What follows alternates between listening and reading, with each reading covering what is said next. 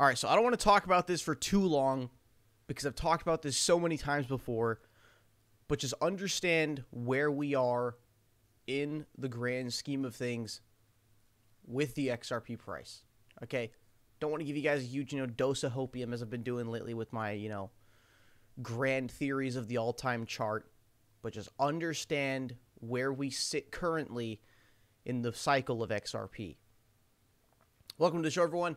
Let's take a look at the top 10 cryptocurrencies of the day. Bitcoin up 0.22%, Ethereum up 0.81%, XRP up 1.39%.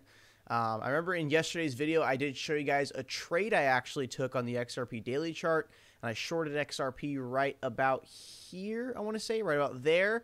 And then yesterday, as I woke up from a nap, I ended up seeing it right down there at 0.3716. As soon as it popped up to like 0.372, ended up closing the trade. Made a quick little $50. Glad I closed that one, because if I would have held on, it would not be in profits right now. But again, XRP still potentially could see further downside here, considering this kind of drawn-out consolidation at a fairly, strong resistance level here. So just keep that in mind for the XRP trades. I will let you know next time I do enter a trade over in XRP.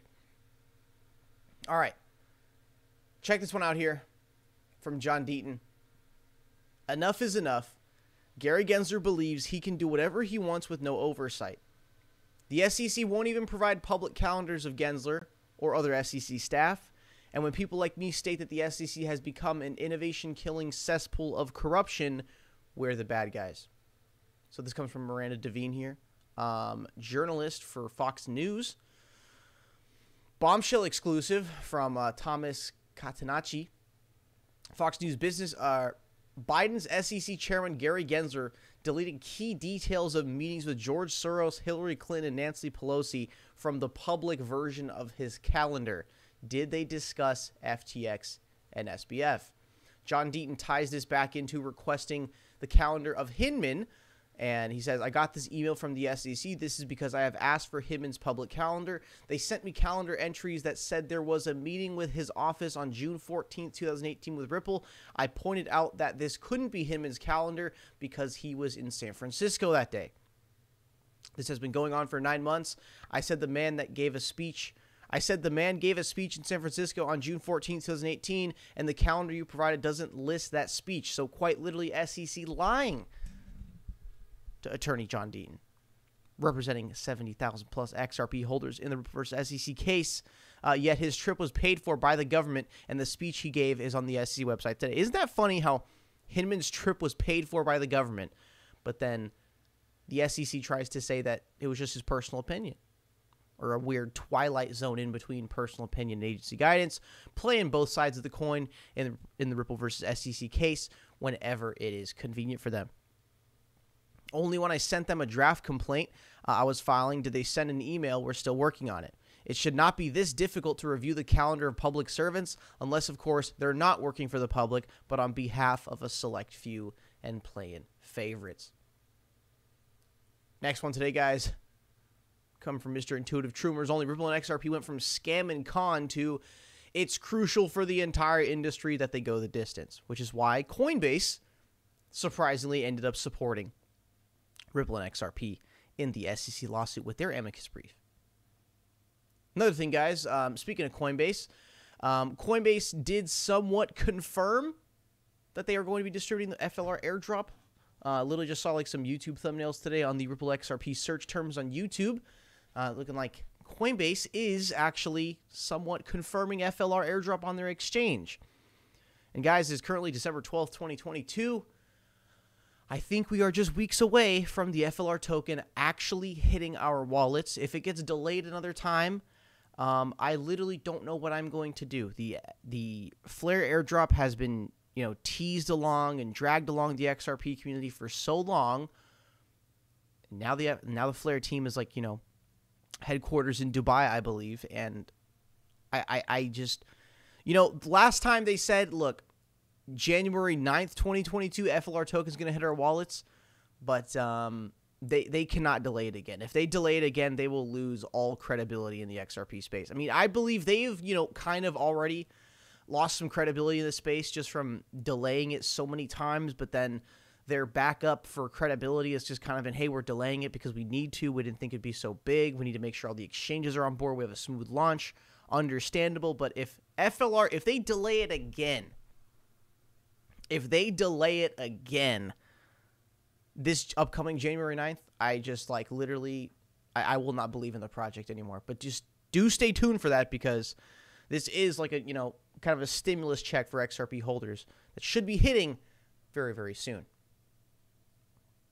Next one today, guys. So some politician came out today.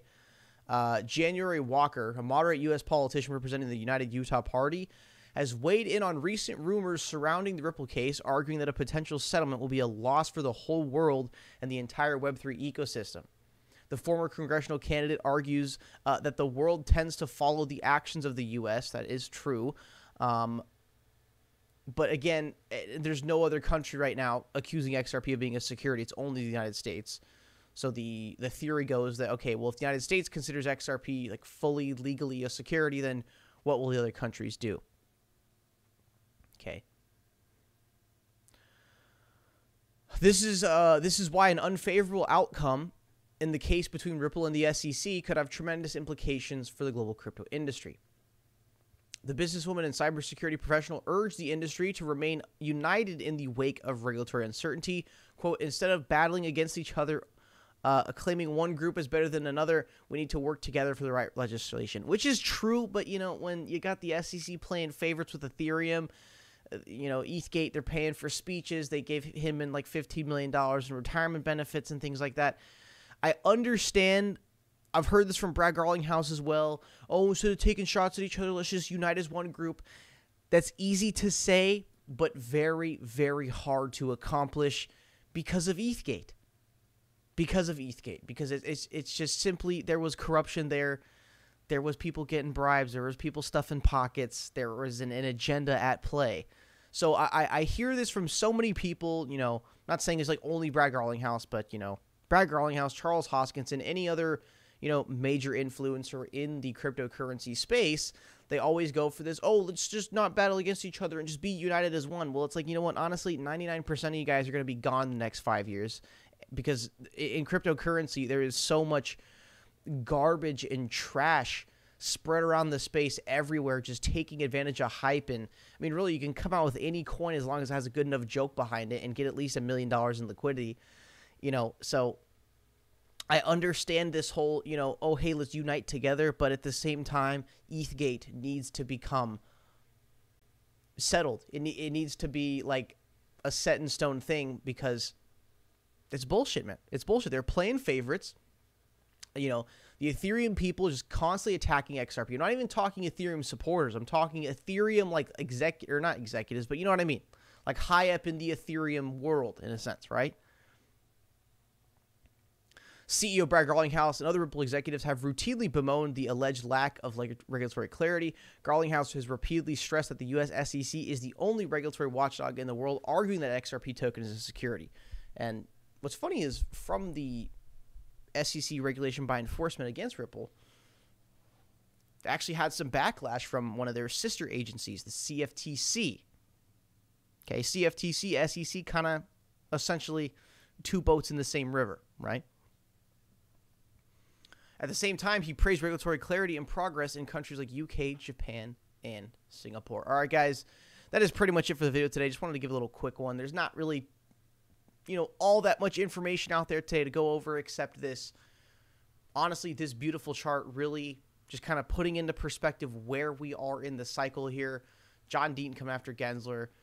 You know, this statement from Mr. Intuitive. And actually, I have one more from Mason Versilius here. Breaking: China has revealed the digital yuan has an expiry date where people are forced to spend and not allowed to save. That is some weird stuff right there. Dude, they said that like 2 years ago, just revealed Heart. It's actually everywhere in the system.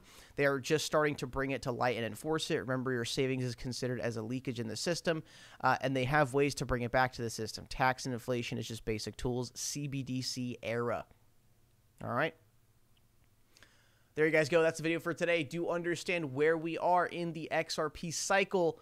The structure is almost repeating itself in 2017. We are here together. We are so very close. We trust the ones who stand with Ripple and XRP. Our targets are clear. Road to $13. Road to victory. Double-digit XRP, guys. It cannot be much further away. Thank you guys for the video today. I really appreciate it. I'll see you guys in the next one.